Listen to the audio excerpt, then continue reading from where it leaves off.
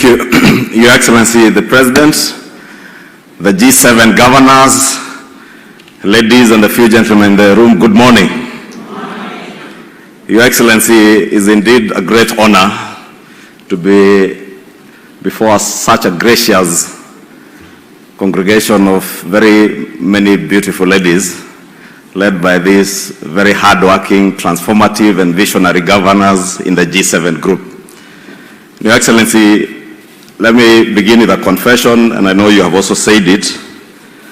At one point, I did mention to you that if we had occasion to have a referendum in this country, as we talk about G7 and moving on to G16, as the G7 has proposed, it was also my proposal that should we ever have an occasion to amend our constitution through a referendum, because it's a referendum question, we should probably have the governor's seat preserved and reserved for women. And Your Excellency, I say that not just because I'm a father to 4 beautiful girls. And let me also disclose this morning, Your Excellency, that in my house, besides my wife and the 4 girls, my eldest daughter has a pet, which also happens to be female. So when in the last general elections last year, but one, Your Excellency, there was a loose grouping that called itself the Future is Female. They had a patron, and Governor Susan Kihika happened to name me as a patron of the Future is Female movement within the Kenya Kwanza and UDA grouping. Your Excellency, I'm indeed honored that today our party chair is none other than Governor Cecily Mbarire. And for us to be able to realize, Your Excellency, an incremental number of women governors, I think it will begin with political parties. And looking at the strategy that the G7 caucus has adopted, I think the party you lead as party leader, UDA, has led from the front with chair of our party being Cecily Mbarire, and the endeavor to have more women governors must begin from our political parties. And also in the nomination of political party candidates in our strongholds, let us make sure that we nominate more women for governor seats. And I want to challenge the G7 caucus that moving from 7 to 16 is not good enough for me.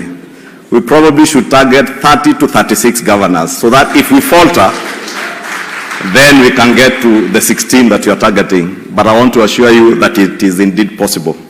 Your Excellency, if you saw that the vision that this caucus has, transforming society through visionary leadership that will deliver on the promise of devolution, I have no doubt in my mind, Your Excellency, that that promise of devolution can and will indeed be achieved through transformative and visionary leadership coming from our women governors.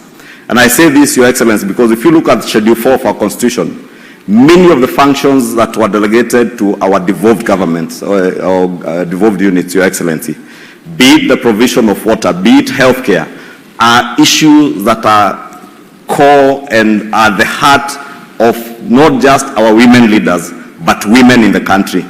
And these women leaders, Your Excellency, I have to say from my experience over the last many years that I have served with many of them, and I think I have worked with many of these governors currently here.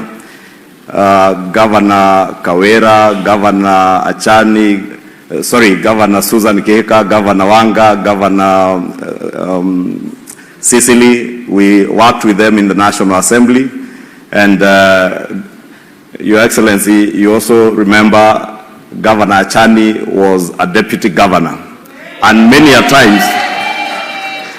times in general elections when governors are choosing their running mates, it was assumed that women would be nominated as deputy governors as flower girls. Governor Achani actually has exemplified that women are not just flower girls to the male governors, that they can indeed succeed their governors as deputy governors, and she has exemplified that very well. When last elections we said, hatu achani na achani. And I was in Kwale, Your Excellency, I campaigned for all these women governors and other confession, Your Excellency. You know, you are all in Kenya Kwanza. but this women agenda transcends even political parties. Governor Gladys Wanga, I must confess, I did assist Governor Gladys Wanga in the last elections, and I truly campaigned for her, even being in ODM, Your Excellency. And I know this women agenda will transcend our political party affiliations. Let us support our women candidates without looking at our political party affiliations. And I am certain, Your Excellency, it is possible to transform this country using visionary women leaders. Your Excellency, these women, I must tell you, from my experience again, I have come to discover that women leaders are less corrupt. And it is a fact. They are more caring, they are more empathetic, and definitely more loving than us, as men, with the exception of yourself, Your Excellency, because you have been the champion #1 of the women cause. And I remember in the last general election how well you supported all our women candidates, including these governors who are here, and including the Honorable Aisha Jumwa, who now sits in a very special place, advancing the women cause as the Minister in charge of gender affairs. And Your Excellency, in conclusion, let me assure you and assure this gathering that within the National Assembly, we will not only support those of our members in the National Assembly, and I see many of them here who are eyeing governor seats.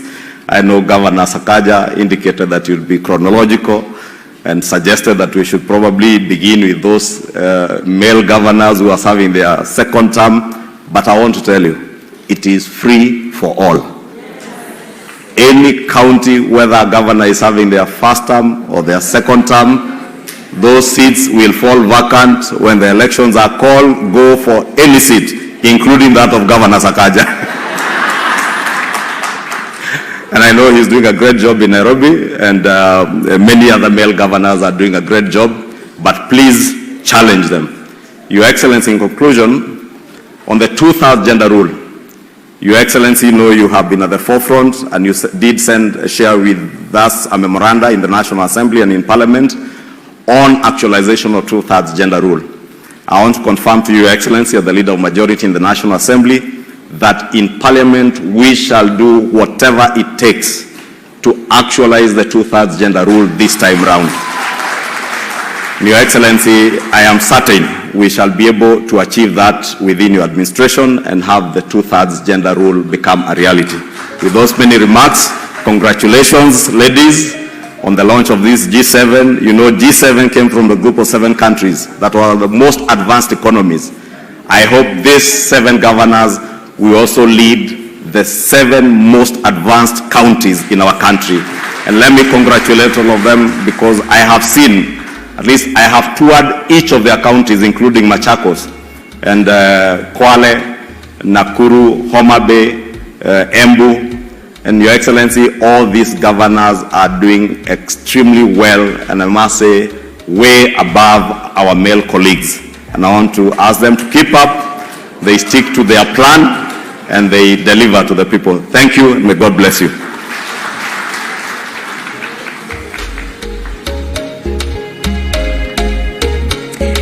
It's now my pleasure to invite